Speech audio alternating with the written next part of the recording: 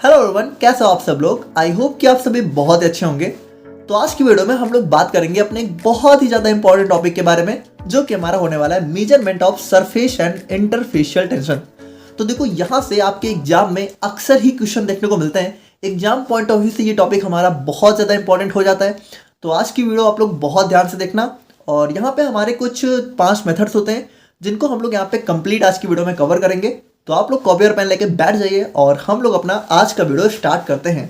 तो देखो, जैसा कि लास्ट वीडियो में हम लोगों ने अपने सरफेस एंड इंटरफेशियल टेंशन का जो बेसिक इंट्रोडक्शन था वो हम लोगों ने अच्छे से देख लिया था। एंड आई होप कि आप लोगों ने वो वीडियो देख ली होगी और आप लोगों को पता होगा कि हमारा सरफेस टेंशन क्या होता है और हमारा इंटरफेशियल टेंशन क्या होता है। तो यहाँ पे देखो, आज की वीडियो में इसी सरफेस और इंटरफेशियल टेंशन को हम लोग मेजर करेंगे। तो मेजर करने के लिए हमारे पास कुछ अलग अलग मेथड्स होंगे। तो बहुत सारे अलग अलग मेथड्स हैं, जैसे कि हमारा कैपिलरी राइज हो गया, ड्रॉप वेट, ड्रॉप काउंट। तो इन 5 अलग अलग मेथड से हम लोग यहाँ पे देखेंगे कि कैसे हम लोग सरफेस और इंटरफेशियल टेंशन को मेजर कर सकते हैं। अब देखो, इन पांचों में भी जो स्टार्टिंग के 3 हैं ये हमारे बहुत ज़्यादा इंपॉर्टेंट हो जाते हैं। और इसमें भी हमारा कैपिलरी राइज मेथड अक्सर ही आप लोग को एग्जाम में देखने को मिलता रहता है। तो इसको मतलब आप लोग सारे ही बहुत ध्यान से देखना, बट इसको तो आप लोग को बिल्कुल दिमाग में बैठा लेना है, ठीक है। तो यहाँ पे देखो, ये अगर हम लोग बात करें तो जो स्टार्टिंग के 3 मेथड है ये हमारे मेनली जो है सरफेस टेंशन को मेजर करते हैं। और जो लास्ट के 2 हैं इनसे हम लोग सरफेस टेंशन और इंटरफेशियल टेंशन दोनों को मेजर कर सकते हैं। मतलब स्टार्टिंग के 3 से हम लोग सिर्फ और सिर्फ सरफेस टेंशन को ही मेजर कर सकते हैं। ये हमारे इंटरफेशियल टेंशन को मेजर नहीं कर सकते, लेकिन लास्ट 2 से हम लोग सरफेस और इंटरफेशियल टेंशन दोनों को मेजर कर सकते हैं। तो सबसे पहले हम लोग देखते हैं अपने कैपिलरी राइज मेथड को। तो देखो, यहाँ पे अगर हम लोग बात करें अपने कैपिलरी राइज मेथड के बारे में, तो देखो इसका एक बेसिक इंट्रोडक्शन आप लोगों ने अपने 11th और 12th में भी देख रखा होगा, आई थिंक सो, अगर आप लोग को थोड़ा बहुत याद हो। हालांकि यहाँ पे अप्रोच हमारी थोड़ी सी दूसरी होगी, बस इसको आप लोगों ने देख रखा होगा, आई थिंक, ठीक है। तो इसमें देखो होता क्या है, बहुत ही सिंपल है कि जैसे मान लो हम लोगों ने अपनी कोई एक कंटेनर लिया और कंटेनर में हम लोगों ने जो भी हमारा लिक्विड था उसको हम लोगों ने फिल किया। अब जैसे ये लिक्विड हमारा कोई भी हो सकता है, लेकिन जनरली क्या करते हैं कि जनरली हम लोग इस लिक्विड को अपना वाटर ले लेते हैं। तो यहाँ पे देखो, हम लोगों ने क्या हुआ कि हमारे कंटेनर में हम लोगों ने लिक्विड को फिल किया। अब जैसे ही इस कंटेनर में हम लोग यहाँ पे अपने कैपिलरी को डिप करेंगे तो होगा क्या, यहाँ से ये जो लिक्विड है, ठीक है, ये हमारा जो है हमारी कैपिलरी में ऊपर की तरफ चढ़ने लगेगा और कुछ हाइट एच पे जाके ये हमारा जो है रुक जाएगा। यानी कि अगर हम लोग बात करें, यहाँ पे देखो बहुत ही सिंपल है। एक हम लोगों ने कंटेनर लिया, उसमें हम लोगों ने कोई लिक्विड लिया, उसमें हम लोगों ने हमारी कैपिलरी को डिप किया और कैपिलरी डिप करते हुए क्या हुआ कि कैपिलरी के अंदर हमारा जो लिक्विड है वो हमारा कैपिलरी के अंदर एक एच हाइट तक यहाँ पे जाके पहुँच गया। तो यहाँ पे देखो आखिर ये सारी चीज़ें हुई कैसे, मतलब ये एच हाइट तक गया कैसे। तो देखो गया यहाँ पे ये एडहेसिव फोर्स की वजह से। कौन सा एडहेसिव फोर्स, देखो यहाँ पे ये जो कैपिलरी की वॉल है जो कि हमारी जनरली ग्लास की बनी होती है और जो हमारा यहाँ पे जो भी लिक्विड है, तो इनके बीच में हमारा क्या लग रहा होगा भाई। देखो कैपिलरी की वॉल हमारी दूसरे नेचर की है, लिक्विड हमारा दूसरे नेचर का है, तो इन दोनों के बीच में होगा एडहेसिव फोर्स। तो इनके बीच में जो एडहेसिव फोर्स था वो काफ़ी स्ट्रॉन्ग था, जिसकी वजह से यहाँ पे ये हमारा जो है ऊपर की तरफ एच हाइट तक चढ़ जाता है, ठीक है। और एट लास्ट में होता क्या है कि यहाँ पे हमारी एक डाउनवर्ड फोर्स भी लगती है जो इसको बैलेंस कर देती है, जिसके बाद यहाँ पे ये एच हाइट पे जाके रुक जाता है। तो वो चीज़ें अभी हम लोग देखेंगे। बाकी देखो, अगर आप लोग यहाँ पे देखो तो ये हमारा थोड़ा सा कॉनकेव शेप का आप लोग को दिख रहा होगा। तो यहाँ पे देखो, ये हमारा जो शेप है ये हमारा कॉनकेव भी हो सकता है, कॉन्वेक्स भी हो सकता है और हमारा बिल्कुल स्ट्रेट भी हो सकता है। ये हमारा डिपेंड करता है कि हम लोगों ने कौन सा लिक्विड लिया है। अगर जनरली हम लोग बात करें तो वाटर के केस में हमें ये बिल्कुल स्ट्रेट देखने को मिलता है, मतलब वाटर के शेप में ना हमारा कॉनकेव होता है ना कॉन्वेक्स होता है, ठीक है। बाकी हम लोगों ने यहाँ पे अपना एक ऐसा कॉनकेव ले लिया ताकि हमारा कोई और भी लिक्विड हो सकता है, ठीक है, इसमें कोई कन्फ्यूजन वाली बात है नहीं। अब यहाँ पे देखो, आप लोग ध्यान से देखना। देखो एक टाइम पे क्या होगा कि जैसे कि हमारा जो लिक्विड है जब ये ऊपर चढ़ना चालू किया तो एक टाइम के बाद यहाँ पे जाके ये रुक भी तो गया। तो यहाँ पे रुका कैसे होगा, तो रुका तब होगा जब यहाँ पे जो इसकी अपवर्ड फोर्स है वो यहाँ पे इसकी डाउनवर्ड फोर्स के बराबर हो गई होगी। यानी अगर इस लिक्विड के इस पॉइंट पे हम लोग देखें तो यहाँ पे देखो कुछ हमारी एक लग रही होगी एक अपवर्ड फोर्स और एक हमारी लग रही होगी डाउनवर्ड फोर्स। और जब ये दोनों यहाँ पे बैलेंस हो जाएंगी तब यहाँ पे ये जाके रुक जाएगा। तो अगर हम लोग यहाँ पे इन दोनों फोर्स को कैलकुलेट करके आपस में बैलेंस कर लें तो हम लोग शायद जो है यहाँ पे सरफेस टेंशन को कैलकुलेट कर सकते हैं, बिल्कुल कर सकते हैं। तो यहाँ पे देखो, अगर हम लोग अपनी अपवर्ड फोर्स की बात करें, ध्यान से देखना, अगर हम लोग अपने अपवर्ड फोर्स की बात करें तो यहाँ पे देखो अपवर्ड फोर्स आखिर होगी क्या। देखो यहाँ पे अगर हम लोग इस पॉइंट पे कहीं भी सरफेस टेंशन को मेजर करें तो सरफेस टेंशन हमारा इस कहीं भी पॉइंट पे क्या होगा, हमारा गामा ही तो होगा। गामा हमारा सरफेस टेंशन होता है, आप लोग को पता है। अब देखो यहाँ पे जो हमारा जैसे ये जो कैपिलरी है, ठीक है, तो इस कैपिलरी के किसी एक पॉइंट पे हमारा जो सरफेस टेंशन है वो हमारा गामा है। लेकिन अगर इस कैपिलरी के पूरे सरकमफ्रेंस पे हमें सरफेस टेंशन को पता लगाना है तो हम लोग यहाँ पे इसको कैपिलरी के सरकमफ्रेंस से मल्टीप्लाई कर देंगे। और कैपिलरी हमारी क्या है, इस कैपिलरी का सरकमफ्रेंस हमारा क्या होगा, 2πr, जहाँ पे आर हमारा क्या हो जाएगा, इस कैपिलरी का रेडियस हो जाएगा, सिंपल है। तो हमारा यहाँ पे टोटल सरफेस टेंशन क्या हो जाएगा, 2πr गामा, ठीक है। और यही हमारा किसके बराबर हो जाएगा, यही हमारा हो जाएगा अपवर्ड फोर्स के बराबर, यानी अपवर्ड फोर्स की वैल्यू हमारी क्या निकल के आ जाएगी, 2πr गामा। देखो यहाँ पे एक चीज आप लोग समझना कि अपवर्ड फोर्स की वैल्यू हमारी ये निकल के आई है, लेकिन अपवर्ड फोर्स हमारी सरफेस टेंशन की वजह से नहीं होगी, बल्कि वो हमारी उसके इक्वल होगी, ठीक है। बाकी इसमें ज्यादा आप लोग कंफ्यूज मत हो। अच्छा, आप लोग एक चीज यहाँ पे देखना कि अगर हमारा वाटर है, मान लो लिक्विड, जो कि हम लोग जनरली वाटर ही लेते हैं, तब तो हमारा जो ये मिनिस्कस है, इसको हम लोग बोलते हैं मिनिस्कस, ये हमारा बिल्कुल स्ट्रेट होगा और यहाँ पे कोई भी एंगल वगैरह नहीं होगा, तो हमारा सिंपल सी अपवर्ड फोर्स हो जाएगी 2πr गामा। लेकिन अगर मान लो हमारा लिक्विड कोई और है, किसी और नेचर का है, तो यहाँ पे हमारा एक मिनिस्कस फॉर्म होगा। तो अगर मिनिस्कस फॉर्म होगा तो यहाँ पे हमारा एक एंगल भी होगा थीटा, तो हमें इसको भी तो कंसीडर करना होगा। तो यहाँ पे इस थीटा की वजह से भी कुछ फोर्स होगी, तो यहाँ पे अब देखना, मतलब इसकी वजह से भी हमारा एक कंपोनेंट बनेगा। तो कैसे बनेगा, देखो जैसे हमारा, इसको थोड़ा सा जूम करके देखें, तो ये एंगल अगर हमारा थीटा है, ठीक है, तो ये एंगल भी हमारा थीटा हो जाएगा। और ये एंगल अगर हमारा थीटा है, और देखो ये हमारा कंपोनेंट है गामा, ठीक है, यहाँ पे देखो सरफेस टेंशन हमारी बिल्कुल परपेंडिकुलर लगती है, तो यहाँ पे हमारी सरफेस टेंशन इस तरीके से लग रही है।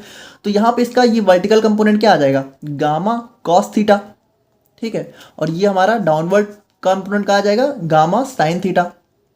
अब हमें कौन सा चाहिए भाई, हमें हमारी अपवर्ड फोर्स ही तो चाहिए, तो हमारा अपवर्ड क्या हो जाएगा, गामा कॉस थीटा, ठीक है। तो गामा तो है ही है और यहाँ पे कॉस थीटा आ जाएगा, सिंपल सा। तो देखो ये कॉस थीटा तभी आएगा जब हमारा ये मिनिस्कस फॉर्म होगा। अगर हमारा ये मिनिस्कस नहीं फॉर्म हो रहा है तो हम लोग यहाँ पे कॉस थीटा को नेग्लेजिबल कंसिडर कर लेंगे, क्योंकि तब क्या होगा, तब हमारा थीटा हो जाएगा जीरो, थीटा की वैल्यू जीरो हो जाएगी अगर हमारा ये बिल्कुल स्ट्रेट रहा। और थीटा जीरो हो गया तो कॉस जीरो की वैल्यू क्या होती है, कॉस जीरो 1 हो जाता है, यानी इसको हम लोग यहाँ पे नेग्लेजिबल यानी हटा सकते हैं। तो देखो ओवरऑल हमारी जो अपवर्ड फोर्स है वो हमारी क्या निकल के आई, 2πr गामा कॉस थीटा। इसमें कोई भी कंफ्यूजन आप लोग को नहीं होनी चाहिए। अब हम लोग यहाँ पे कैलकुलेट करेंगे हमारी डाउनवर्ड फोर्स। अब देखो डाउनवर्ड फोर्स हमारी लिक्विड के वेट की वजह से लग रही होगी, जो कि ग्रेविटी की वजह से होगी। तो downward force of gravity due to weight of liquid क्या हो जाएगा, तो हमारा सिंपल से डाउनवर्ड फोर्स हमारी क्या हो जाएगी, डाउनवर्ड फोर्स हमारी हो जाएगी mg। बिल्कुल सिंपल है ना भाई, देखो ये बिल्कुल लिक्विड की वेट की वजह से लग रही होगी जो हमारी ग्रेविटेशनल फोर्स है, तो ये हो जाएगी mg। अब देखो मास को हम लोग अगर चाहें तो मास को हम लोग जो है डेंसिटी इंटू वॉल्यूम लिख सकते हैं, बिल्कुल लिख सकते हैं, इसमें कोई कंफ्यूजन। देखो मास को हम लोग यहाँ पे डेंसिटी इंटू वॉल्यूम भी लिख सकते हैं। अब यहाँ पे वॉल्यूम को हम लोग यहाँ पे एरिया इंटू हाइट लिख सकते हैं। भाई देखो वॉल्यूम क्या होता है, length into breadth into height, और एरिया क्या होता है, लेंथ इंटू ब्रेथ, और हाइट हमारा सिंपल है, वही चीज़ है, ठीक है। और ये हमारा जी हो गया। अब अगर आप लोग देखो तो भाई इस हमारा जो ये कैपिलरी है इसका एरिया क्या होगा, कैपिलरी की एरिया का फॉर्मूला हमारा क्या हो जाएगा, πr², सिंपल है, कोई कंफ्यूजन नहीं है। तो फाइनली जो हमारी डाउनवर्ड फोर्स है वो हमारी क्या निकल के आ जाएगी, ρ πr² hg, ठीक है, या फिर सिंपली हम लोग उसको बोल सकते हैं πr² h ρg। तो ये हो गई हमारी डाउनवर्ड फोर्स। अब देखो यहाँ पे ये लिक्विड कब रुकेगा, जब हमारी अपवर्ड फोर्स हमारी डाउनवर्ड फोर्स के बराबर हो जाएगी, सिंपल है। तो इन दोनों को हम लोग इक्वल करें तो हमारा क्या आ जाएगा, 2πr गामा। और देखो कॉस थीटा अगर हम लोग वाटर के केस में माने तो जीरो हो जाएगा, तो कॉस थीटा को हम लोग हटा देते हैं, तो 2πr gamma is equal to हो जाएगा हमारा πr² h ρg। अब यहाँ पे हम लोग देखें तो हमारा पाई से यहाँ पे पाई कैंसिल हो जाएगा, एक आर से हमारा यहाँ पे एक आर कैंसिल हो जाएगा, और हमारा फाइनल फॉर्मूला देखो ये हमारा गामा हो गया सरफेस टेंशन, तो गामा हमारा निकल के आ जाएगा 1/2, 2 को हम लोग उधर भेजेंगे, और 1/2 RH ρg, और ये निकल के आ गई हमारी यहाँ पे सिंपली सरफेस टेंशन की वैल्यू।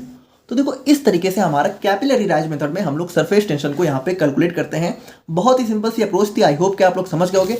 बाकी हम लोग थोड़ा सा थ्योरी पॉइंट ऑफ व्यू से देखें तो यहाँ पे देखो बिल्कुल वही चीज है कि when a capillary is placed in a container filled with liquid, the liquid rises up to a certain height in capillary, यानी कैपिलरी को हम लोग यहाँ पे कंटेनर में फिट करते हैं तो हमारा लिक्विड राइज होता है। The rise of liquid is occurs due to adhesive force, यानी वही चीज है, एडहेसिव फोर्स होती है हमारे लिक्विड और कैपिलरी वॉल के बीच में।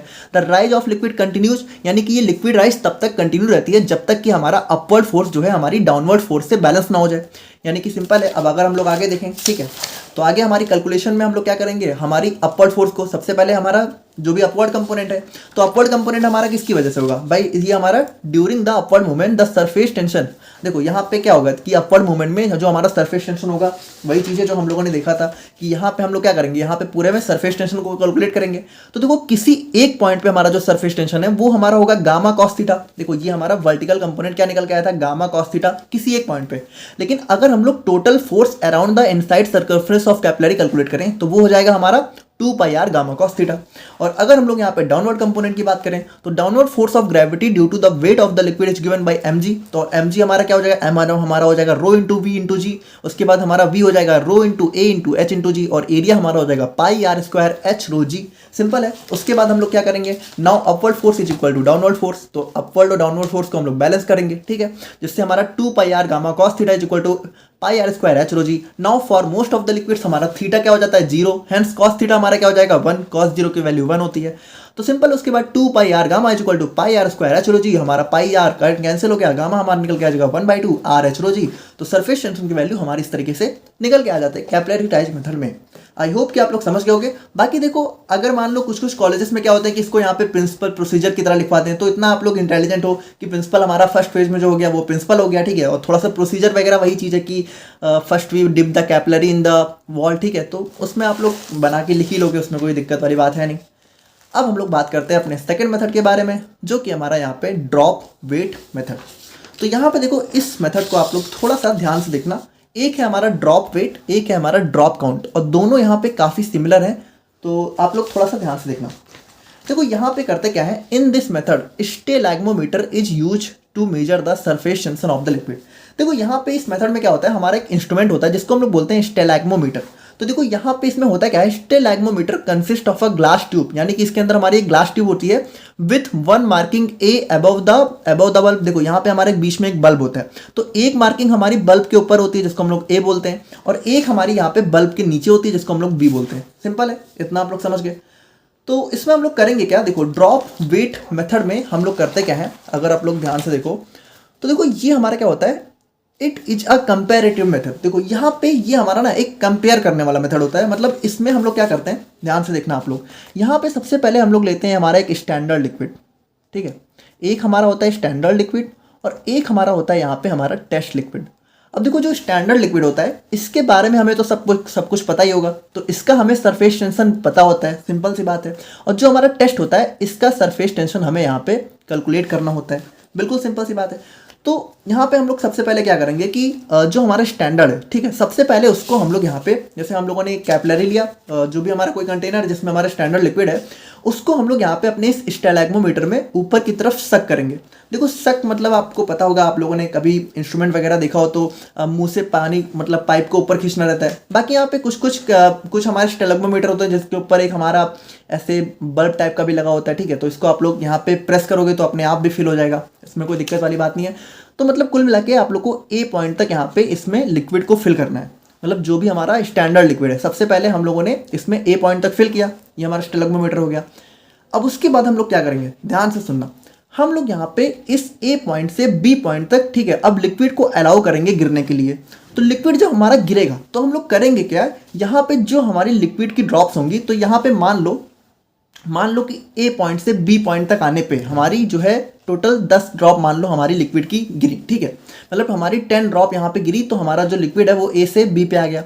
तो यहाँ पे हम लोग करेंगे क्या, इन 10 ड्रॉप्स का हम लोग यहाँ पे वेट कैलकुलेट करेंगे। देखो इसका नाम क्या है, ड्रॉप वेट मेथड।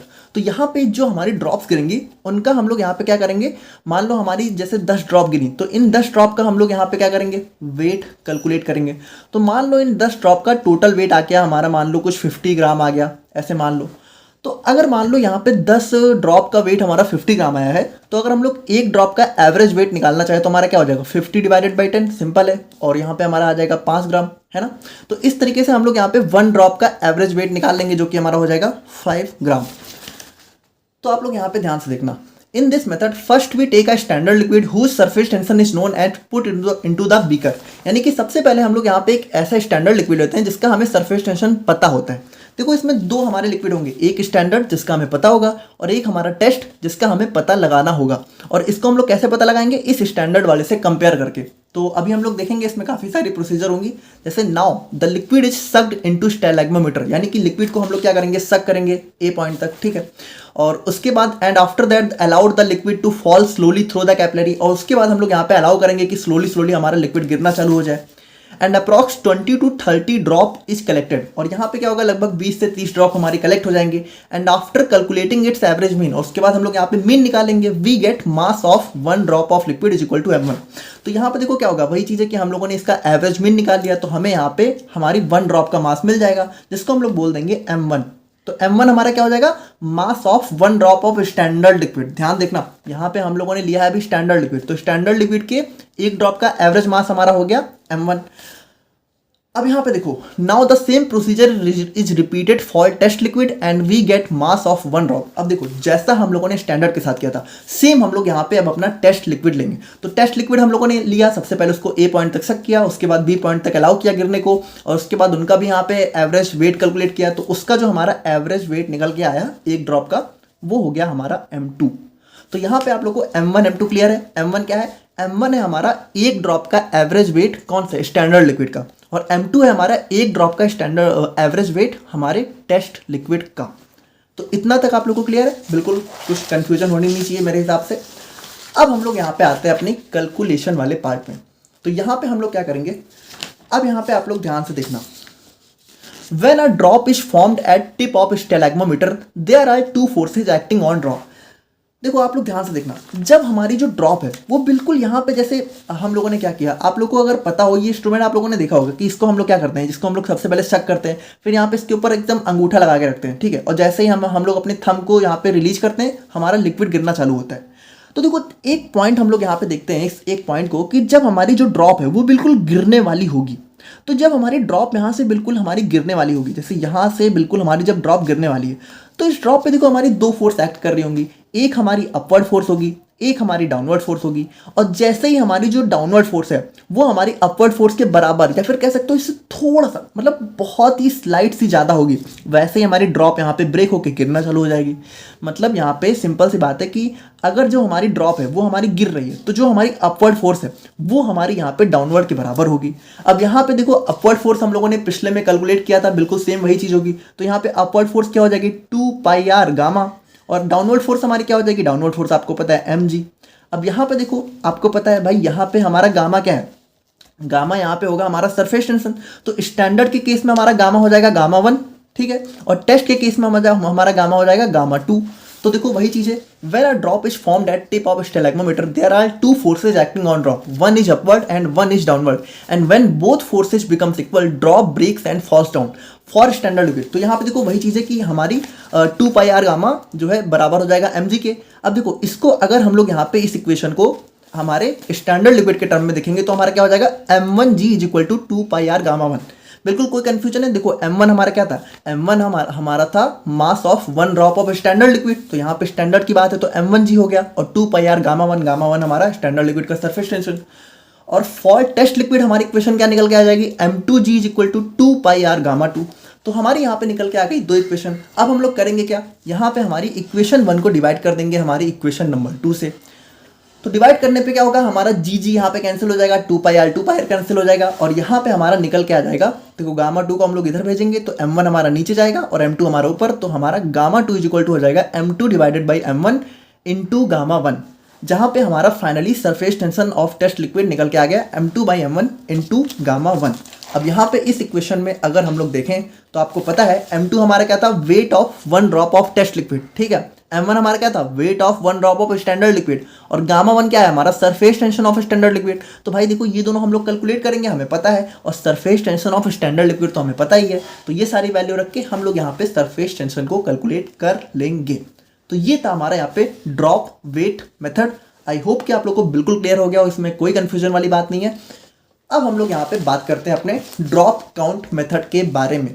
अब देखो यहाँ पे आप लोग एक चीज़ बहुत ही ध्यान से सुनना, जो हमारा ड्रॉप वेट है और जो हमारा ड्रॉप काउंट है, ये दोनों मेथड बिल्कुल ही यहाँ पे सेम है, इनके अंदर बिल्कुल सेम प्रोसीजर फॉलो होना है। यानी यहाँ पे भी हम लोग यहाँ पे 2 लिक्विड लेंगे, एक हमारा स्टैंडर्ड होगा, एक हमारा टेस्ट होगा, उसको भी हम लोग यहाँ पे ए पॉइंट तक सक करेंगे, ठीक है, फिर बी तक रिलीज करेंगे।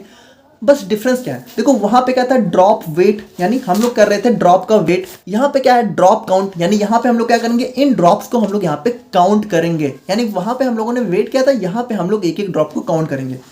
So drop count method is same as drop weight method. The only difference is in this method instead of weight we count the number of drops of test liquid and standard liquid using the stalagmometer. तो बिल्कुल वही चीज है जैसा कि हम लोगों ने ड्रॉप वेट में देखा था।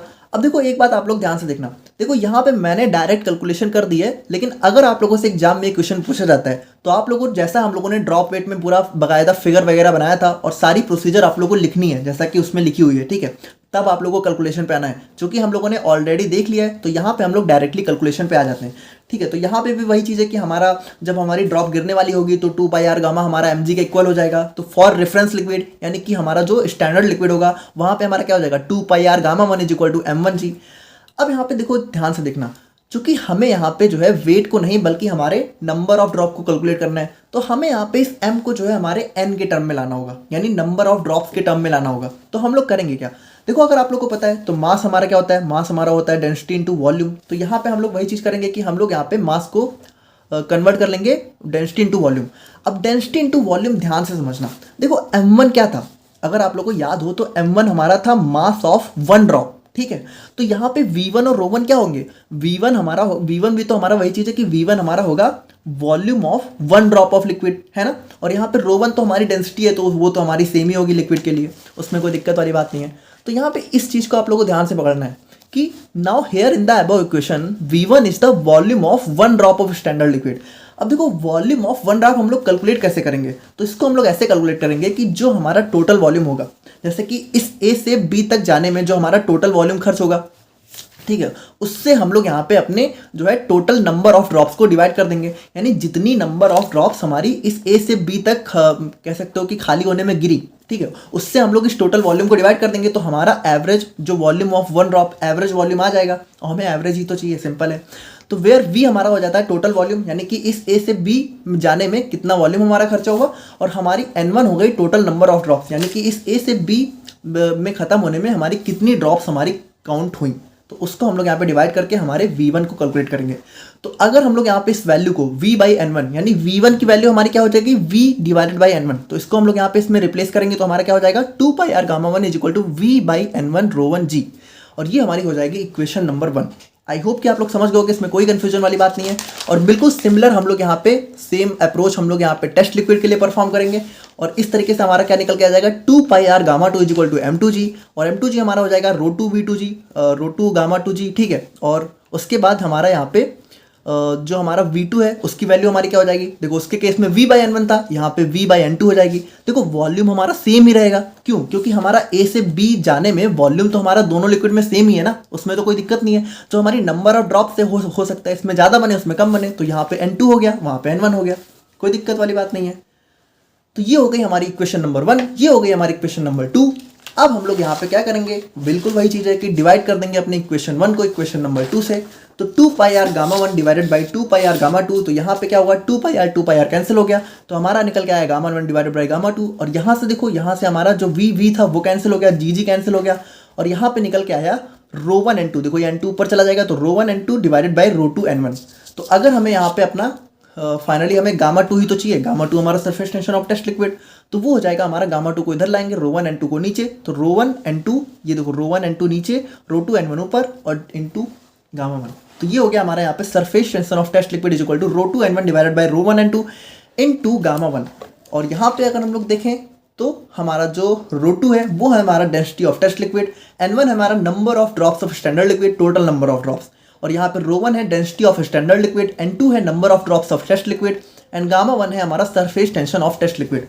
देखो ड्रॉप काउंट मेथड में आप लोग को थोड़ी सी कंफ्यूजन हो सकती है, तो एक बार अगर आप लोगों को कंफ्यूजन है तो दोबारा से रिवाइज करके देख लेना, आप लोग को पूरा समझ में आ जाएगा। बाकी यहाँ पे जो कुछ टीचर्स होते हैं इसको बहुत ही गलत तरीके से बताते हैं, तो चलो उनके बारे में हम कुछ कमेंट नहीं करना चाहते, बट वो लोग यहाँ पे कुछ अलग ही फॉर्मूला दे देते हैं, ठीक है। डायरेक्टली हमारा N1 को मल्टीप्लाई कर देंगे 2 पाई आर गामा 1 N1, भाई इसके आगे N1 कहाँ से आ जाएगा। इस तरीके से हमारी पूरी अप्रोच होती है, जो कि मोस्ट ऑफ द टीचर्स को मैंने देखा है स्किप करते हुए। तो आई होप कि अगर आप लोग अभी तक नहीं समझे थे तो ये चीज़ आप लोग को समझ में आ गई होगी। और अब हम लोग यहाँ पे बात करते हैं अपने विल्हेल्मी प्लेट मेथड के बारे में। तो देखो इसमें क्या होगा, इसमें तो कुछ है ही नहीं, ये हमारा बहुत ही सिंपल मेथड है। This method is used for measuring both surface and interfacial tension. देखो इसमें हमारी दोनों यहाँ पे हम लोग सरफेस टेंशन भी मेजर करते हैं, इंटरफेशियल टेंशन भी।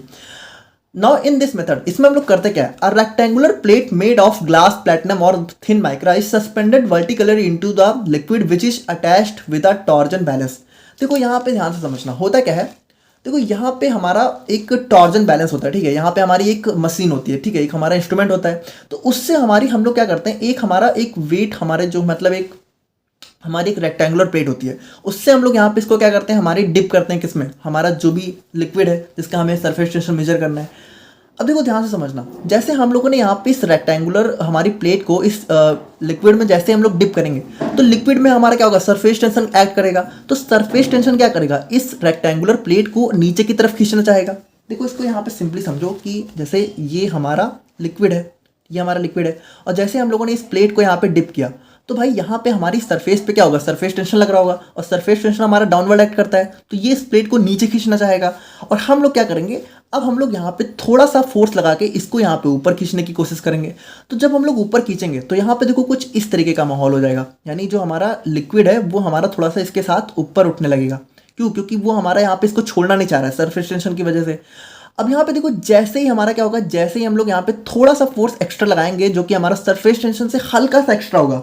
वैसे जनरली हम लोग यहाँ पे इसको बराबर मतलब इक्वल कंसिडर कर लेते हैं, बट ये थोड़ी सी फोर्स हमारी ज़्यादा होगी, लेकिन वो इतनी कम होती है कि हम लोग उसको नेग्लेजिबल मान के दोनों को बराबर कर लेते हैं। तो जैसे ही हमारी जो फोर्स है हम लोग जो ऊपर के डायरेक्शन में लगाएंगे वो हमारी सरफेस टेंशन के बराबर होगी। ये हमारा क्या होगा, ये हमारे लिक्विड को यहाँ पे छोड़ देगा और हमारी जो प्लेट है वो ऊपर आ जाएगी। तो बिल्कुल वही अप्रोच है कि यहाँ पे हम लोग एक प्लेट को डालते हैं तो हमारा सरफेस टेंशन एक्ट करता है, तो हम लोग ऊपर से फोर्स लगाते हैं, और जैसे ही हमारी फोर्स हमारी सरफेस टेंशन के बराबर होती है तो जैसे हमारा लिक्विड यहाँ पे इससे छूटता है, हम लोग यहाँ पे इसको यहाँ पे टॉर्जन बैलेंस पे कैलकुलेट कर लेते हैं और हमारी जो सरफेस टेंशन है वो निकल के आ जाती है। तो यहाँ पे अगर हम लोग कैलकुलेशन की बात करें तो कैलकुलेशन वही है कि when plate is suspended into the liquid then it is stretch downwards, यानी कि जैसे हम लोग प्लेट को सस्पेंड करते हैं तो यहाँ पे ये डाउनवर्ड की तरफ स्ट्रेच होती है due to the surface tension of the liquid, and in response we apply the force in upward direction, और हम लोग अपवर्ड डायरेक्शन में फोर्स लगाते हैं, that will be equal to the surface tension of the liquid, जो कि हमारी surface tension of liquid के इक्वल हो जाती है। अब यहाँ पे आप लोग एक चीज़ ध्यान से देखना कि जैसे ये जो हमारी रेक्टेंगुलर वायर है, मतलब ये जो हमारी रेक्टेंगुलर प्लेट है, ठीक है, तो यहाँ पे देखो जैसे अगर हम लोग बात करें किसी एक पॉइंट पे, तो अगर इस रेक्टेंगुलर प्लेट के किसी एक पॉइंट पे जो हमारा सरफेस टेंशन होगा वो हमारा गामा हो जाएगा। लेकिन अगर हमारी इस पूरी रेक्टेंगुलर प्लेट पे हमें सरफेस टेंशन पता लगाना है तो हमें इसका यहाँ पे इसके पेरीमीटर से इसको यहाँ पे मल्टीप्लाई करना पड़ेगा। और रेक्टेंगुलर का पेरीमीटर हमारा क्या होता है, रेक्टेंगुलर का पेरीमीटर होता है 2 इंटू लेंथ प्लस ब्रेथ। तो हम लोग क्या करेंगे, यहाँ पे सरफेस टेंशन हमारा निकल के आ जाएगा 2 into L plus D into gamma. और यहाँ पे कॉस थीटा देखो, कॉस थीटा क्या होगा कि मान लो अगर हमारा इनके बीच में कोई एंगल फॉर्म हो रहा है, हमारी जो भी हमारी प्लेट और लिक्विड है उसके बीच में अगर हमारा एंगल फॉर्म हो रहा है तो हम लोग उसको भी कंसिडर कर लेंगे। लेकिन जनरली क्या होता है कि यहाँ पे अगर हम लोग आगे देखें, जनरली क्या होता है कि now if the liquid completely wets the plate, लेकिन अगर यहाँ पे देखो जो हमारी प्लेट है, ठीक है, अगर जो हमारी प्लेट है वो हमारी पूरी की पूरी तरीके से इसमें सस्पेंड हो जाती है, यानी कि पूरी प्लेट हमारी वेट हो जाती है, तो उसमें क्या होगा, उस केस में हमारा थीटा हो जाएगा 0, और जब थीटा 0 हो जाएगा तो कॉस थीटा हमारा 1 हो जाएगा। आपको पता है कॉस 0 इज इक्वल टू 1, तो हमारा फाइनल फॉर्मूला निकल के जाएगा F is equal to 2 into L plus D gamma. और इस तरीके से अगर हम लोग गामा यानी सरफेस टेंशन को कैलकुलेट करेंगे तो वो हमारा निकल के आ जाएगा F upon 2 up into L plus D. तो फाइनली हमारी सरफेस टेंशन की वैल्यू निकल के आ जाएगी F upon 2 into L plus D. अब कुछ बुक्स में क्या होता है कि हमारे इस एफ को भी यहाँ पे जैसे जो हमारा टॉर्जन बैलेंस होता है वहाँ से कैलकुलेट कर लेते हैं, जो कि हमारा निकल के आ जाता है डब्ल्यू एल माइनस डब्ल्यू। तो यहाँ पे एफ की जगह आप लोग को डब्ल्यू एल माइनस डब्ल्यू निकल के आ जाएगा, जो कि हमारी टॉर्जन बैलेंस की रीडिंग होती है, ठीक है। तो बाकी जनरली यहाँ तक सफिशिएंट है, जिसमें एफ हमारा अप्लाइड फोर्स हो जाएगा, एल हमारी लेंथ ऑफ प्लेट और डी हमारी विड्थ ऑफ प्लेट। तो सिंपल है, आई होप कि आप लोग समझ गए होंगे। देखो इसमें कोई कंफ्यूजन वाली बात नहीं है। यहाँ पे 12 प्लस टी क्या है, हमारा जो भी रेक्टेंगल है उसका यहाँ पे पेरीमीटर है। तो भाई टोटल हमें उस पर सरफेस टेंशन कैलकुलेट करना है, तो हमें यहाँ पे इससे मल्टीप्लाई करना पड़ेगा ना, तो वही चीज़ है ना। उसके बाद हम लोग फाइनली बात करें अपने लास्ट मेथड की, तो ये हो जाता है हमारे यहाँ पे ड्यू नॉय रिंग मेथड। तो इसको हम लोग यहाँ पे जो है रिंग डिटैचमेंट मेथड या फिर ड्यू नॉय टेंसियोमीटर के नाम से भी जानते हैं। तो यहाँ पे देखो, अगर आप लोग देखो तो ये जो हमारा ड्यूनॉय रिंग मेथड है ये बिल्कुल हमारा विलहेल्मी प्लेट मेथड के प्रिंसिपल पे ही काम करता है। यानी यहाँ पे भी बिल्कुल वही सारी चीज़ें होंगी, बस यहाँ पे जो हमारा एपरेटस है वो थोड़ा सा चेंज हो जाता है। ये हमारा हो जाता है ड्यूनॉय टेंसियोमीटर, ठीक है। तो ये एपरेटस अगर आप लोग देखो तो इसको हम लोग बोलते हैं ड्यूनॉय टेंसियोमीटर। तो यहाँ पे होता क्या है, the liquid whose surface tension is to be measured is put into a container, यानी वही चीज़ है कि हम लोग जिसका लिक्विड सरफेस टेंशन मेजर करना है उसको कंटेनर में पुट करेंगे। और उसके बाद यहाँ पे हमारी देखो ये जो हमारा ड्यूनॉइड टेंशियोमीटर होता है, इससे हमारी एक जो है हमारी एक प्लैटिनम इरिडियम की रिंग होती है जो कि हमारी अटैच रहती है। अब इसको हम लोग क्या करते हैं, इसको हम लोग यहाँ पे अपने लिक्विड में सस्पेंड करते हैं। अब देखो जैसा कि हम लोगों ने इसमें देखा था, बिल्कुल सेम कहानी यहाँ भी होगी, यानी जैसे हम लोग इसको डिप करेंगे तो यहाँ पे when ring is suspended in the liquid it is stretched downwards, तो यहाँ पे डाउनवर्ड की तरफ पुल होगी and in response we apply a force, और यहाँ से हम लोग एक फोर्स अप्लाई करेंगे टू डिटैच द रिंग, यानी कि रिंग को यहाँ से डिटैच करने के लिए, जो कि हमारी यहाँ पे इक्वल हो जाएगी surface tension of the liquid. तो आपको पता है यहाँ पे देखो रिंग में हमारी सरफेस टेंशन क्या हो जाएगा, F is equal to 2πr gamma. यहाँ पे देखो सिंपल है कि रिंग की किसी एक पॉइंट पे सरफेस टेंशन गामा और टोटल पे निकालना चाहे तो 2πr। अब यहाँ पे देखो आप लोग देखो तो हमारा R1 प्लस R2, तो R1 R2 क्या है कि ये जो हमारी रिंग है, ठीक है, तो रिंग में हमारा यहाँ पे एक हो जाता है आउटर रेडियस, एक हो जाता है इनर रेडियस। तो R1 हो गया हमारा आउटर रेडियस, R2 हो गया हमारा इनर रेडियस। तो इसमें कोई कंफ्यूजन वाली बात नहीं है। बाकी हमारे सरफेस टेंशन अगर हम लोग यहाँ से देखें तो गामा इज इक्वल टू हो जाएगा F/2πr1 प्लस R2। तो यहाँ पे हमारा फाइनली सरफेस टेंशन निकल के आ जाएगा F is equal to applied force, जिसमें हमारी F हमारी क्या होगी, अप्लाइड फोर्स होगी, जिसको हम लोग कैलकुलेट कर लेंगे इस इंस्ट्रूमेंट से, और R1 R2 हमारा inner and outer radius of this हो गया। तो आई होप कि आप लोग यहाँ पे measurement of surface and interfacial tension को पूरी तरीके से समझ गए होंगे। कोई डाउट है तो आप लोग कमेंट करके बताना। मिलते हैं हम लोग यहाँ पे नेक्स्ट वीडियो में। Thank you so much.